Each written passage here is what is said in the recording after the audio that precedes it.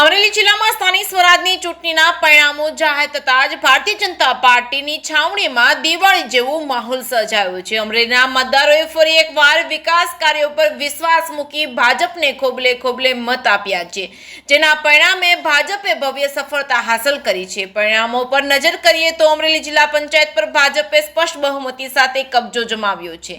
આ ઉપરાંત જિલ્લાની તમામ 6 નગરપાલિકામાં પણ કમળ ખીલ્યું છે। ભાજપે સત્તા હસ્તગત કરી છે। તાલુકા પંચાયતોની વાત કરીએ તો કુલ 11 તાલુકા પંચાયતોમાંથી 9 ઉપર ભારતીય જનતા પાર્ટીએ ભગવો લહેરાવ્યો છે। જો કે વિપક્ષો પણ પોતાનો અસ્તિત્વ ટકાવી રાખવામાં થોડા અંશે સફળ રહ્યા છે, જેમાં બગસરા તાલુકા પંચાયતમાં આમ આદમી પાર્ટી અને લીલિયા તાલુકા પંચાયત પર કોંગ્રેસે પોતાનો કબજો જમાવ્યો છે। આ ઐતિહાસિક અને ભવ્ય વિજયના વધામણા અમરેલી શહેરમાં અત્યંત ઉત્સાહભેર કરવામાં આવ્યા હતા।